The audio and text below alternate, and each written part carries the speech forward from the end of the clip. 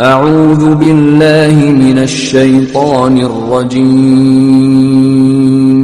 بسم الله الرحمن الرحيم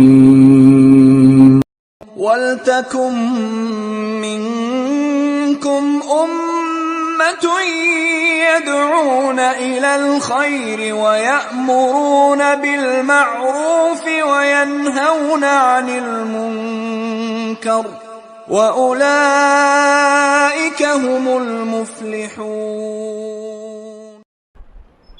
الحمد لله نحمده ونستعينه ونستغفره ونعوذ بالله من شرور أنفسنا ومن سيئات أعمالنا. من يهده الله فلا مضل له ومن يضلل فلا هادي له. أشهد أن لا إله إلا الله وحده لا شريك له وأشهد أن محمدًا عبده ورسوله. أما بعد فإن أصدق الحديث كتاب الله وخير الهدي هدي محمد صلى الله عليه وسلم وشر الأمور محدثاتها وكل محدثة بدعة وكل بدعة ضلالة وكل ضلالة في النار. فأعوذ بالله السميع العليم من الشيطان الرجيم من همزه ونفخه ونفثه. بسم الله الرحمن الرحيم. قاف والقرآن المجيد بل عجبوا أن جاءهم منذر منهم فقال الكافرون هذا شيء عجيب. أإذا متنا وكنا ترابا ذلك رجع بعيد. قد علمنا ما تنقص الأرض منهم وعندنا كتاب حفيظ. بل كذبوا بالحق لما جاءهم فهم في أمر مريج. أفلم ينظروا إلى السماء فوقهم كيف بنيناها 7 سماوات. وقال تعالى في موضع آخر يا أيها الناس اتقوا ربكم الذي خلقكم من نفس واحدة وخلق منها زوجها وبث منهما رجالا كثيرا ونساء واتقوا الله الذي تساءلون به والأرحام إن الله كان عليكم رقيبا. وقال تعالى في موضع آخر يا أيها الذين آمنوا اتقوا الله حق تقاته ولا تموتن إلا وأنتم مسلمون.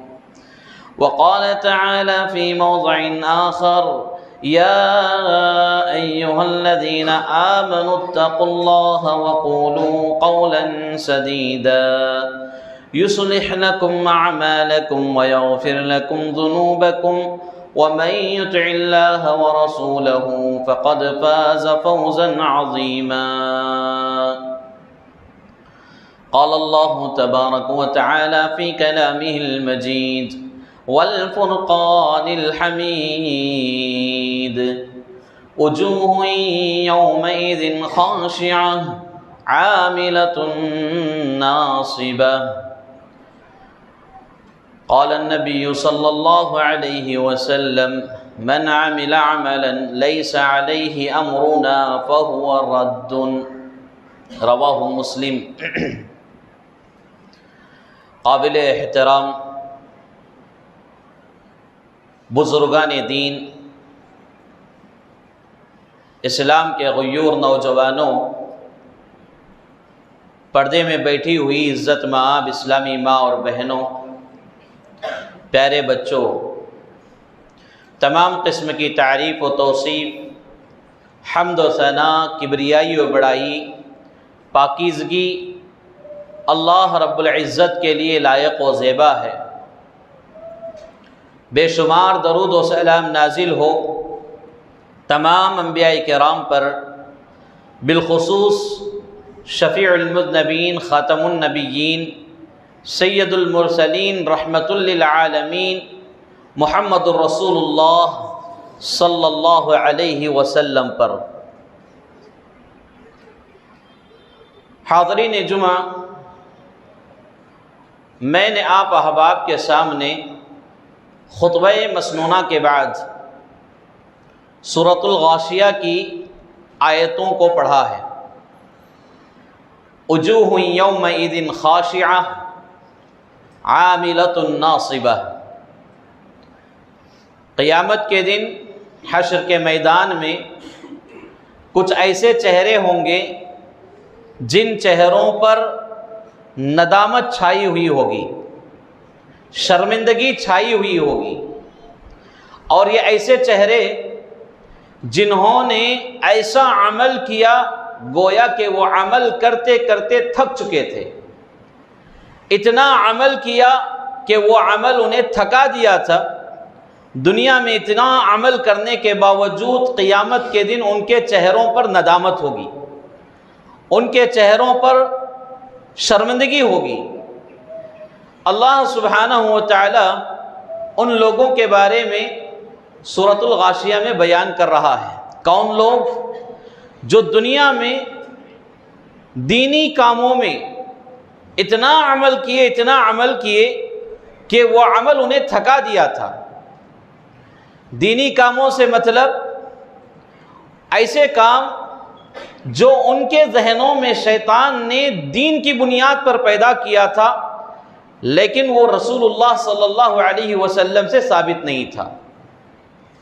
لہذا ایسے کاموں کو دین سمجھ کر یا دین کا حصہ سمجھ کر اس میں اتنی محنت کیا کرتے تھے گویا کہ وہ کام انہیں تھکا دیا تھا، اور اتنی محنت کے باوجود حشر کے میدان میں ان کے چہروں پر شرمندگی ہوگی، ندامت ہوگی۔ ان آیتوں کی تفسیر میں مفسرین کرام نے امیر المؤمنین سیدنا عمر بن خطاب رضی اللہ تعالیٰ عنہ کا ایک واقعہ بیان کیا ہے۔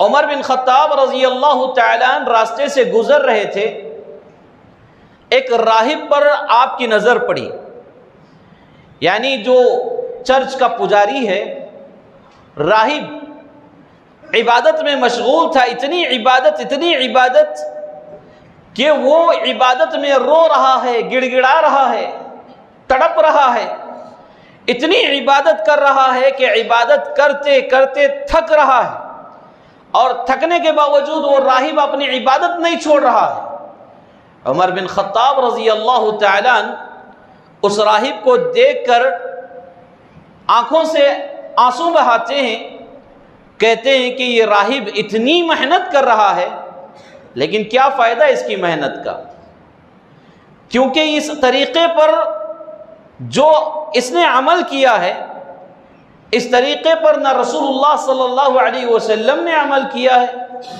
اور نہ ہی یہ دین جو ہے دین اسلام سے تعلق رکھنے والا ہے، کیا فائدہ ایسی عبادت کر کے۔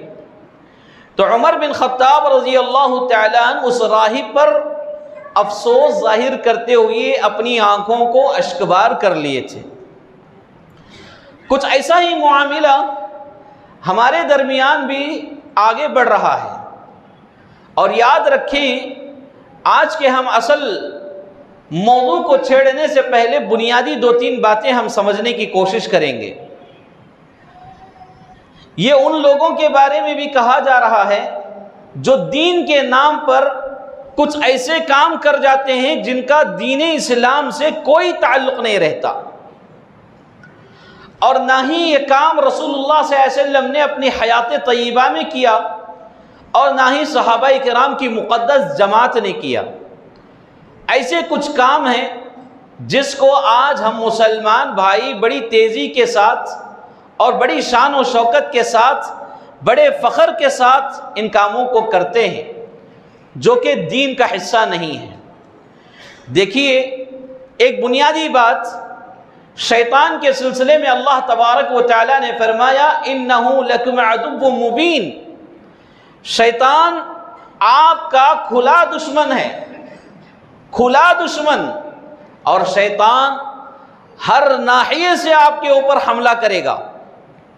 شیطان کے حملوں میں دو بڑے حملے ہیں، اور یہ دو بڑی بنیادی باتیں آپ کے سامنے میں رکھنے جا رہا ہوں۔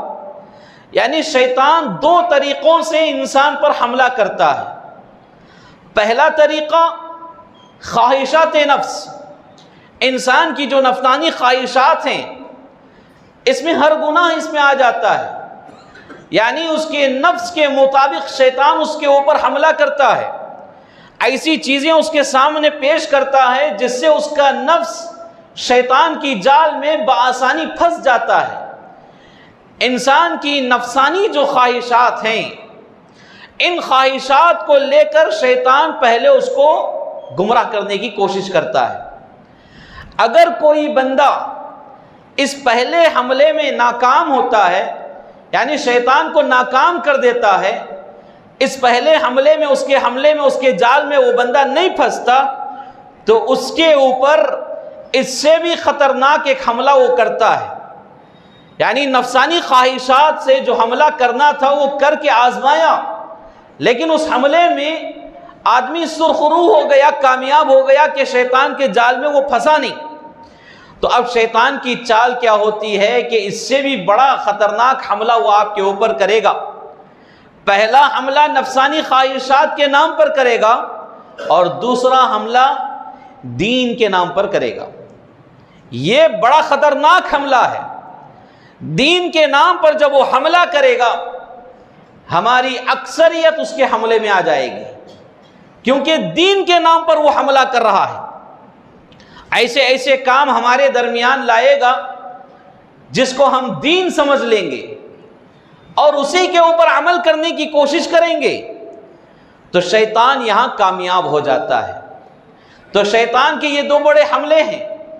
پہلا حملہ نفسانی خواہشات کے ذریعے حملہ کرتا ہے، اگر یہاں بندے کو پھنسا نہیں سکا تو دوسرا حملہ دین کے نام پر کرتا ہے۔ اور اللہ رب العالمین سے شیطان جب مہلت مانگی تھی کہ اللہ تو مجھے قیامت تک مہلت دے دے، موت نہ دے، اللہ تبارک و تعالیٰ نے جب اس فرمائش کو پورا کیا تو شیطان نے یہ بھی کہا تھا کہ اللہ میں تیرے سیدھے راستے پر بیٹھ کر تیرے بندوں کو بھٹکاؤں گا۔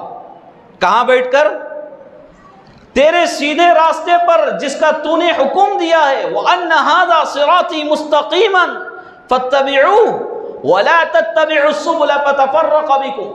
اللہ تبارک و تعالیٰ قرآن مجید میں فرما رہا ہے، صراط مستقیم پر بے دھڑک سیدھے چلتے جاؤ، اور اس راستے کے ارد گرد آزو بازو کچھ راستے آپ کو ملیں گے، لیکن ان راستوں پر بھٹکنا نہیں ہے، ان کی پیروی کرنا نہیں ہے، بلکہ سیدھے راستے کی پیروی کرنا ہے۔ تو یہ جو بات تھی، شیطان نے اللہ رب العالمین سے کہا کہ اے اللہ میں صراط مستقیم پر بیٹھ کر تیرے بندوں کو بھٹکاؤں گا۔ تو یہی کام شیطان کر رہا ہے۔ ہمارے مسلمان بھائی سیدھے راستے پر چل رہے ہیں اور چلنے کی کوشش کر رہے ہیں، لیکن صراط مستقیم پر ہمارا دشمن بیٹھا ہوا ہے، اور وہاں ہماری وہ رہنمائی جو کر رہا ہے غلط راستوں پر کر رہا ہے، ادھر جاؤ ادھر جاؤ۔ تو یہاں تک جو لوگ آئے تھے وہ یا تو ادھر جا رہے ہیں یا تو ادھر جا رہے ہیں، سیدھے راستے پر نہیں چل رہے ہیں۔ اور یاد رکھیں، جو شیطان کی اتباع کریں گے، ادھر ادھر کے راستوں پر چلیں گے، وہ راستے سیدھے جہنم کی طرف جانے والے ہیں، اور یہ سیدھا راستہ جو ہے جنت کی طرف جانے والا ہے۔ تو آج امت مسلمہ میں ایک بڑا طبقہ ہے جو شیطان کی اس طرح کی گمراہیوں پر ادھر ادھر کے راستوں پر بھٹک رہا ہے۔ شیطان کو سب سے زیادہ خوشی کس کام میں ہوتی ہے آپ جانتے ہیں؟ بدعت میں۔ بدعت میں شیطان کو بہت زیادہ خوشی ملتی ہے۔ ایک چور ہے، چوری کرنے والا ہے، چور سے شیطان اتنا خوش نہیں ہوتا جتنا ایک بدعتی سے خوش ہوتا ہے۔ کیوں؟ چور چوری کرنے کے لیے کسی گھر پر حملہ کرتا ہے، ڈاکہ ڈالتا ہے، لیکن بدعت میں جو مبتلا لوگ ہیں، بدعت میں مبتلا جو شخص ہے، اس کے قدم کسی گھر پر چوری کرنے کی طرف نہیں ہے، بلکہ اپنے خود ایمان کے چرانے کی طرف ہے، یعنی مزارات کی طرف وہ جا رہا ہے۔ تو شیطان کیا کہے گا؟ مزارات کی طرف جانے والے سے زیادہ خوش ہوگا بنسبت اس سے، یعنی جو چوری کے لیے نکلا ہے۔ اس کا ایک مطلب یہ ہے کہ شیطان کو سب سے زیادہ خوشی انسان کو بدعات میں مبتلا کر کے ملتی ہے۔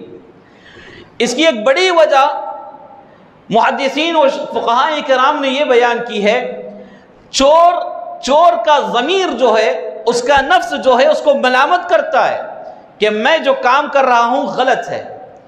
زانی جو زنا کرنے والا ہے، وہ اپنے نفس میں یہ سوچتا ہے کہ میں جو کام کر رہا ہوں یہ غلط ہے، اور اس سے ایک نہ ایک دن توبہ کی امید لگائی جا سکتی ہے۔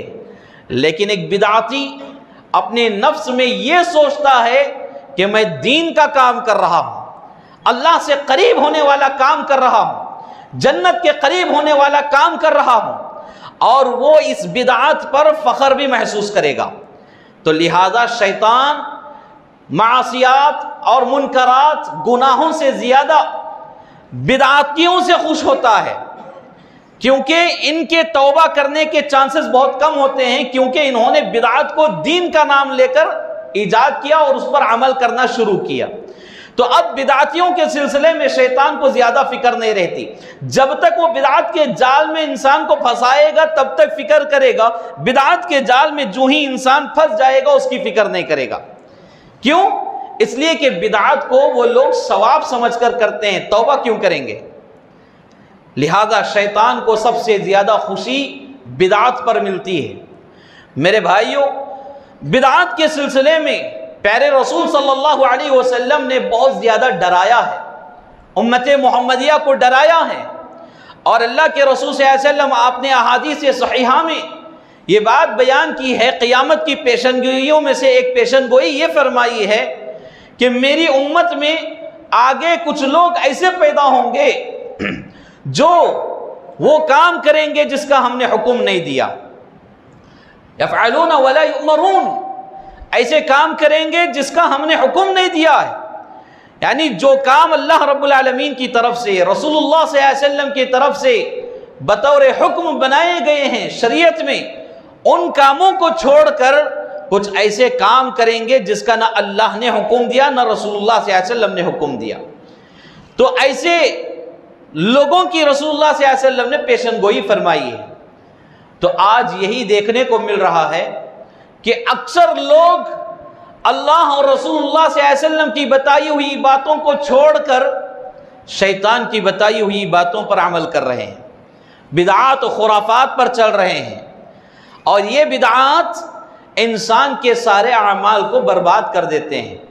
اسلاف جو تھے بدعات سے بہت دور رہا کرتے تھے، لوگوں کو بدعاتوں سے نکالتے تھے، بدعات کے قریب جانے نہیں دیتے تھے، کیونکہ بدعات ایک ایسا دروازہ ہے جس سے انسان اگر داخل ہو جائے تو پھر وہ سیدھے شرک کے دائرے میں پہنچ جاتا ہے اور سیدھے گمراہی کی طرف پہنچ جاتا ہے۔ اسی لیے پیارے رسول صلی اللہ علیہ وسلم نے اپنی زندگی کے آخری ایام میں فرمایا تھا، کل بدعۃ ضلالہ وکل ضلالۃ فی النار، ہر بدعت گمراہی ہے اور ہر گمراہی جہنم میں ڈھکیلنے والی ہے۔ تو بہرکیف میں ایک اہم مسئلہ آپ کے سامنے بیان کرنے کے لیے بدعات کے اوپر کچھ تمہیدی کلمات رکھا ہے۔ ہمارے درمیان بہت سارے کام بطور بدعات کیے جا رہے ہیں، اور ان کاموں کو بدعات ہم تصور نہیں کرتے ہیں، عبادت کا ایک حصہ، دین کا ایک حصہ سمجھ کر ان کاموں کو ہم کر رہے ہیں۔ انہی کاموں میں سے ایک کام ہے شب برات کا منانا۔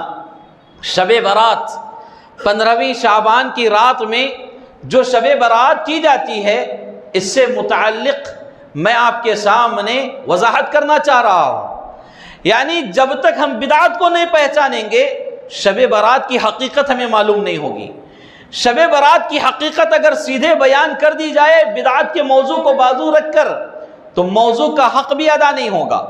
لہذا میں نے مختصراً بدعت سے متعلق آپ کے سامنے بات رکھی ہے۔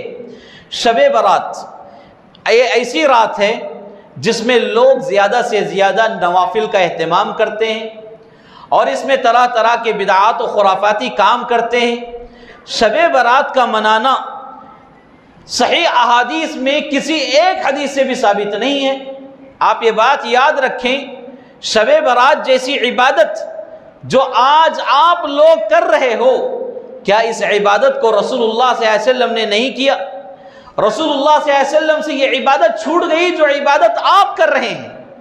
اس کا مطلب یہ کہ کوئی عبادت کا پہلو ایسا بھی ہے جس کو رسول نے نہیں کیا اور ہم کر رہے ہیں، اور عبادت کا کوئی ایک ایسا پہلو صحابہ کرام جیسی مقدس جماعت سے رہ گیا تھا جس کو آج ہم پورا کر رہے ہیں۔ کیا ایسا ہو سکتا ہے؟ عبادت کا کوئی حصہ رسول اللہ صلی اللہ علیہ وسلم اپنی حیات طیبہ میں نہ کیے ہوں، ایسا ہو سکتا ہے؟ اور صحابہ کرام نے رسول اللہ صلی اللہ علیہ وسلم کے نقش قدم پر چل کر جنہوں نے اپنی زندگی گزاری، جنہوں نے اپنی زندگی کا ایک ایک لمحہ نبی صلی اللہ علیہ وسلم سے اٹھنے بیٹھنے میں گزارا اور آپ کے احکامات، آپ کی تعلیمات پر انہوں نے عمل کیا، صحابہ کرام نے کوئی ایسی عبادت چھوڑ دی ہو جو عبادت آج ہم کر رہے ہیں؟ دیکھیے اللہ سبحانہ وتعالی نے فرمایا اليوم اکملت لکم دینکم واتممت علیکم نعمتی ورضیت لکم الاسلام دینا۔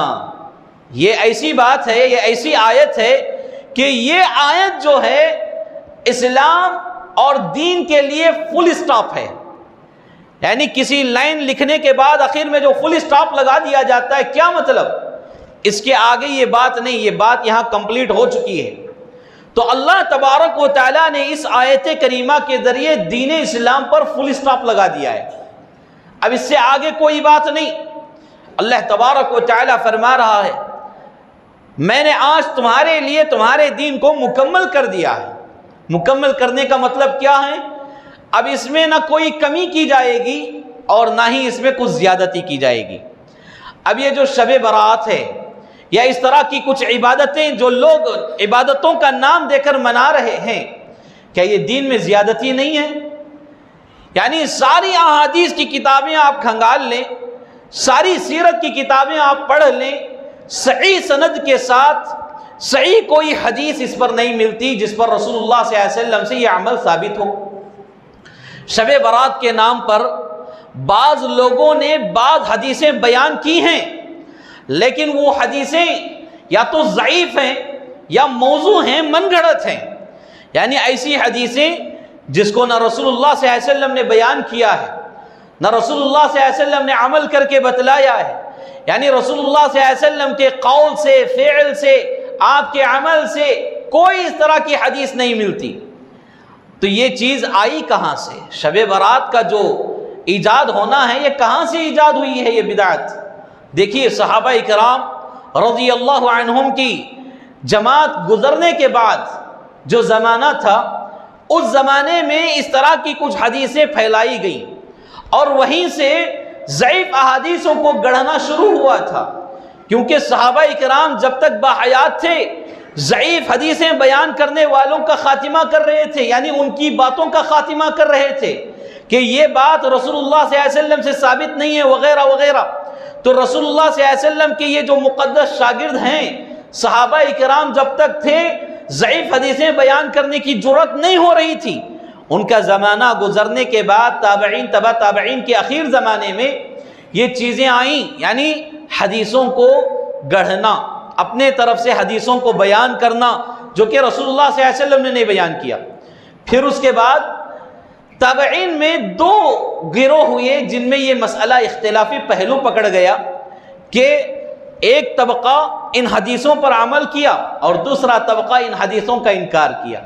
ان حدیثوں کا جو انکار کیے وہ حق پر ہیں، کیونکہ یہ حدیثیں سندی اعتبار سے ضعیف ہیں، موضوع ہیں، من گھڑت ہیں، لہذا انہوں نے انکار کیا۔ اور یہی بات صحیح ہے، آج بھی شب برات منانے پر جو حدیثیں بیان کی جاتی ہیں یہ ساری حدیثیں سند کے اعتبار سے ضعیف ہے، یا تو موضوع ہے یا تو من گڑت ہے۔ موضوع اور من گڑت کہتے ہیں اپنے طرف سے وضع کرنا، اپنی طرف سے حدیث بنانا۔ تو دین میں جب اپنی طرف سے بات بیان کی جاتی ہے، اس بات کی، اس عمل کی کوئی قبولیت نہیں۔ جیسا کہ پیارے رسول صلی اللہ علیہ وسلم نے فرمایا، من عمل عملا لیس علیہ امرنا فہو رد، کوئی ایسا عمل کرتا ہے جس عمل کا ہم نے حکم نہ دیا ہو تو وہ عمل مردود ہے، وہ عمل مردود ہے۔ مردود مطلب دھتکارا ہوا، ایسا عمل اللہ رب العالمین کے پاس قبول نہیں کیا جائے گا۔ تو میرے بھائیوں، آج امت مسلمہ میں ایسے بہت سارے کام جنم لے چکے ہیں جو رسول اللہ صلی اللہ علیہ وسلم سے ثابت نہیں ہیں، رسول اللہ صلی اللہ علیہ وسلم کے پیارے صحابہ سے ثابت نہیں ہیں۔ اور دین کیا ہے؟ اللہ رب العالمین کی کتاب، اس کے احکامات، اس کے فرامین دین کا حصہ ہیں۔ نبی صلی اللہ علیہ وسلم کی احادیث صحیحہ دین کا حصہ ہیں۔ رسول اللہ صلی اللہ علیہ وسلم کا طریقہ دین کا حصہ ہے۔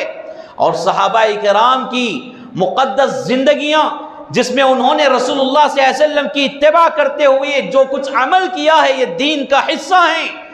اس کے علاوہ کوئی اپنی طرف سے نئی بات دین میں ایجاد کرتا ہے تو یہ دین کا حصہ ہرگز نہیں ہو سکتا، یہ دین کا حصہ ہرگز نہیں ہو سکتا۔ اور ایسے عمل کرنے پر انسان کو ثواب نہیں بلکہ عذاب ملے گا، ثواب نہیں بلکہ عذاب ملے گا۔ دیکھیے آج ہمارے مسلمان بھائی جو کم علم ہیں، نادان ہیں، ناسمجھ ہیں، وہ یہ کام کرتے ہیں۔ شب برات کے نام پر شعبان کی جو 15 تاریخ ہوتی ہے، شعبان کی 15ویں تاریخ کی رات کو شب برات منائی جاتی ہے، اور اس کے منانے میں دلیلیں کیا پیش کرتے ہیں؟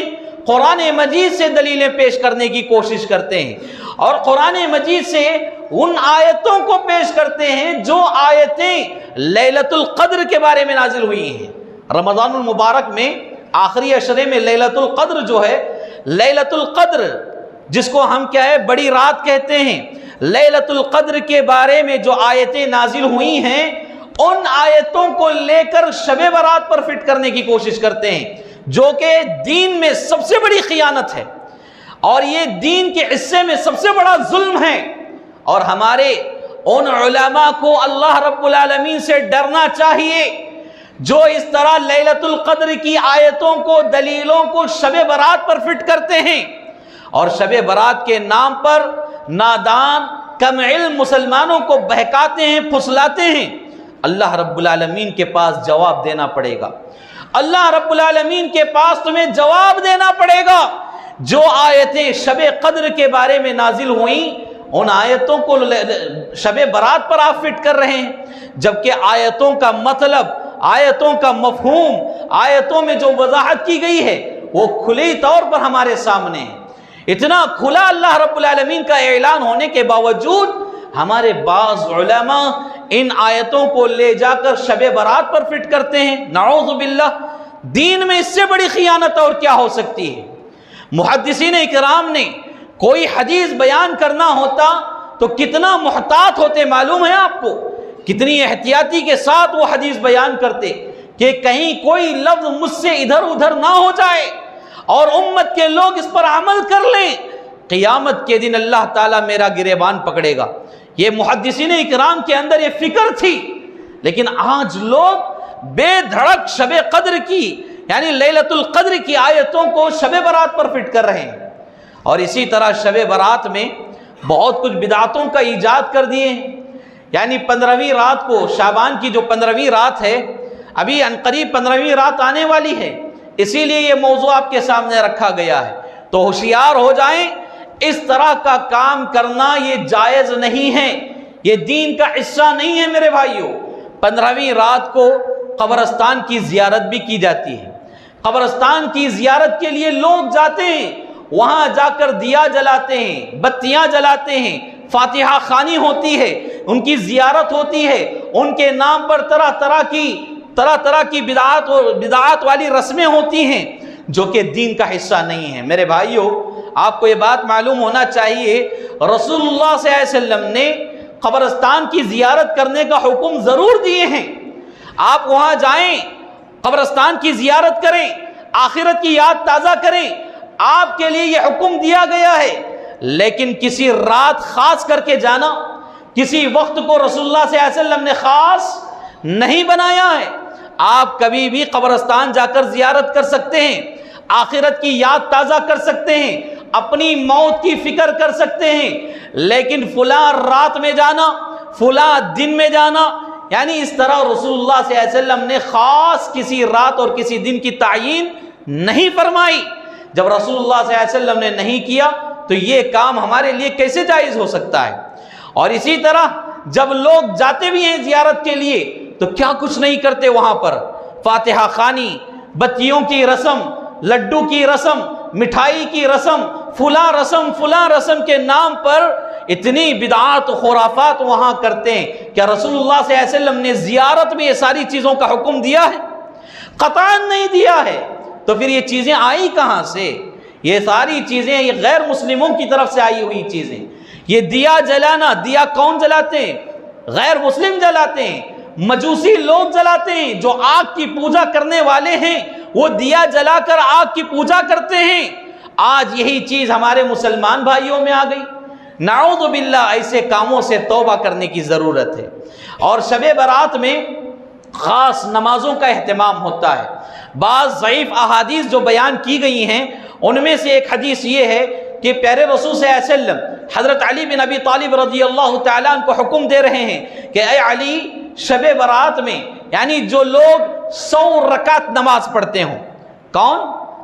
اللہ کے رسول صلی اللہ علیہ وسلم حضرت علی رضی اللہ تعالیٰ عنہ کو حکم دے رہے ہیں کہ شب برات میں جو 100 رکعت نماز پڑھتا ہے اور ہر رکعت میں سورہ فاتحہ پڑھتا ہے، سورہ فاتحہ کے بعد 12 یا 14 مرتبہ قل هو اللہ احد یعنی سورۃ الاخلاص کی تلاوت کرتا ہے، 100 رکعت اگر کوئی ایسا نماز پڑھ لے تو اس کی ہر ضرورت پوری کر دی جاتی ہے۔ نعوذ باللہ، یہ ایک ضعیف موضوع من گھڑت حدیث ہے، اور اگر اس حدیث کو ہم غور سے دیکھیں گے تو یہ بات معلوم ہوگی کہ اس طرح کی نماز نہ رسول اللہ صلی اللہ علیہ وسلم نے پڑھی ہے، نہ صحابہ نے پڑھی ہے، نہ تابعین نے پڑھی ہے۔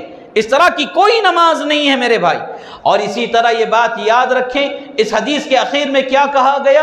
یہ عمل کرنے پر تمہاری ہر چیز تمہاری پوری کی جائے گی، ہر ضرورت پوری کی جائے گی۔ کیا جائز ضرورت اور ناجائز ضرورت دونوں بھی پوری کی ہوں گی؟ یہاں جو ہر کا جو لفظ آیا ہے، ہر ضرورت تمہاری پوری ہوگی، کیا مطلب ہے؟ آپ گناہ کا اگر ارادہ رکھتے ہیں، گناہ کی ضرورت آپ کے اندر ہے تو کیا وہ بھی پورا ہو جائے گا؟ نعوذ باللہ۔ تو ایسی حدیثوں کا محدثین اکرام نے ان کا خاتمہ کیا ہے۔ یہ حدیثیں ضعیف ہیں، من گھڑت ہیں، موضوع ہیں۔ اور اسی طرح ایک اور حدیث بیان کی جاتی ہے جس میں یہ بات بیان کی گئی ہے کہ 100 رکعت کی جگہ 12 رکعت کا تذکرہ ہے۔ شب برات میں جو آدمی 12 رکعت نماز پڑھتا ہے، سورہ فاتحہ کے بعد سورہ اخلاص اتنی مرتبہ پڑھتا ہے، اس طرح کے الفاظ آئے ہیں، تو وہ آدمی جنت میں بآسانی داخل ہوگا۔ یا اپنے طرف سے کوئی فائدے کی کوئی چیز ہے تو آخر میں ایڈ کرتے جا رہے ہیں۔ ساری حدیثوں کا خلاصہ نچوڑ یہی ہے، شب برات سے متعلق جتنی حدیثیں ہیں سندن ضعیف ہیں، موضوع اور من گھڑت ہیں۔ تو ایسی حدیثوں پر عمل کرنا ایک توحید پرست مومن انسان کا عمل نہیں ہو سکتا۔ لہذا مسلمانوں، ہوش کے ناخن لو، عقل مندی سے کام لو اور اس طرح کی چیزوں کے پیچھے نہ پڑو۔ اب یہاں افسوس کی بات یہ ہے، ہمارے مسلمان بھائی اتنے نادان ہوتے ہیں کہ کوئی بھی دین کے نام پر انہیں بیوقوف آسانی سے بنا سکتا ہے۔ اتنے نادان۔ پھر وہی بزنس کے معاملے میں دیکھو، کوئی دیوانہ بنا سکتا ہے آپ کو؟ میرے بھائی، کوئی دیوانہ آپ کو بنا سکتا ہے تجارت کے معاملے میں، بزنس کے معاملے میں؟ تو پھر دین کے معاملے میں آپ بیوقوف کیوں بنتے ہو؟ دین کے معاملے میں آپ عقل مند رہنا چاہیے۔ دیکھیے، جب دین سے دوری ہماری بڑھ جاتی ہے تو بآسانی ہمیں دوسرا بیوقوف بنا دیتا ہے۔ تجارت میں، بزنس میں ہم دور نہیں رہتے، بڑھ چڑھ کر حصہ لیتے رہتے ہیں۔ اس لیے 10 روپے کے معاملے میں بھی ہمیں کوئی بیوقوف نہیں بنا سکتا۔ ابھی الٹا ہم کسٹمر کو بیوقوف بنا سکتے ہیں، اتنے ہوشیار ہیں تجارت کے معاملے میں۔ دین کے معاملے میں ہر کوئی ہمیں بیوقوف بنا رہا ہے۔ لنگا پھرنے والا آدمی ہمیں اپنے آپ کو ولی بتا کر اپنے آپ کو بیوقوف بنا رہا ہے. اور اسی طرح طرح طرح کے عجوبے جو آج سڑکوں پر گھومتے ہیں پھرتے ہیں، گٹکا پٹکا چینی کھینی چرس گنجا آدی کا عادی ہوتا ہے، ایسا آدمی بھی اپنے آپ کو اللہ کا ولی بتاتا ہے، کوئی نہ کوئی کرامت بتاتا ہے، تو ہم بیوقوف ہو جاتے ہیں، دیوانے ہو جاتے ہیں اس کے، اور اس کے مرید ہو جاتے ہیں. کیا یہ دین ہے؟ یہ دین اسلام کا حصہ ہرگز نہیں ہے. لہذا شب برات نامی کوئی چیز نہیں ہے، اور اس طرح کی جو رسمیں امت میں چل پڑی ہیں ان کا خاتمہ کرنے کی ضرورت ہے. لہذا اس بات کو توجہ سے سنیں. پیارے رسول صلی اللہ علیہ وسلم نے فرمایا ہر نیا کام دین میں ایجاد کرنا بدعت ہے، اور ہر بدعت گمراہی ہے، ہر گمراہی جہنم میں ڈھکیلنے والی ہے. اللہ رب العالمین سے دعا ہے اللہ تبارک و تعالی ہمیں ان بدعات و خرافات سے محفوظ رکھے. اللہ تعالی ہمارے ایمان کی حفاظت فرمائے، ہمارے عقائد کی حفاظت فرمائے، ہمارے غلط عقائد کی اللہ اصلاح فرمائے. اللہ تبارک و تعالی امت کے جو بھی لوگ اس طرح کی بدعاتوں میں مبتلا ہیں اللہ انہیں صحیح سمجھ عطا فرمائے، اللہ صحیح ہدایت عطا فرمائے. اللہ تبارک و تعالی ہم میں جو پریشان حال ہیں انہیں خوشحال زندگی عطا فرمائے. اللہ تبارک و تعالی ہماری پریشانیوں کو دور فرمائے. ہم میں جو بیمار ہیں اللہ انہیں شفائے کاملہ عاجلہ عطا فرمائے. جو صحت مند ہیں اللہ مزید صحت و عافیت عطا فرمائے. اللہ ہمیں 5 وقتہ نمازی بنائے، نماز کا عادی بنائے. اللہ غفلتوں سے لاپرواہیوں سے اللہ ہماری حفاظت فرمائے. جو کچھ ہم عمل کر رہے ہیں اللہ ان اعمال صالحہ کو قبولیت کا شرف عطا فرمائے. اللہ تعالی حرمین شریفین کی حفاظت فرمائے، خادمین حرمین شریفین کی حفاظت فرمائے، توحید کی سرزمینوں کی حفاظت فرمائے. اللہ ہم سے دین کی خدمات مزید لیتا رہے. اللہ ہمیں ریاکاری سے بچائے، اللہ ہمیں اخلاص عطا فرمائے. اللہ ہمارے دلوں میں پیار و محبت پیدا فرمائے، ایک دوسرے کے لیے نفرت ختم فرمائے، صحیح دین کو سمجھنے کی اللہ توفیق عطا فرمائے. اللہ ہم سب کو ایک پلیٹ فارم پر جمع ہونے کی توفیق عطا فرمائے. اللہ آج ہماری مسلم بچیاں محفوظ نہیں، الہ العالمین ان کی عزتوں کی حفاظت فرما، ان کی عفتوں کی حفاظت فرما. جہاں کہیں لوگ مظلومانہ زندگی گزار رہے ہیں اللہ انہیں ظلم کی چکی سے نکال کر اللہ انہیں اطمینان والی راحت بھری پرسکون زندگی عطا فرما. جہاں کہیں لوگ پریشان ہیں اللہ اطمینان والی زندگی عطا فرما. جب تک دنیا میں رکھ توحید کی حالت میں رکھ، اور جب خاتمہ ہو تو خاتمہ بالخیر فرما. آمین یا رب العالمین. اقول قولی ھذا استغفر اللہ لی ولکم ولسائر المسلمین وما توفیقی الا باللہ.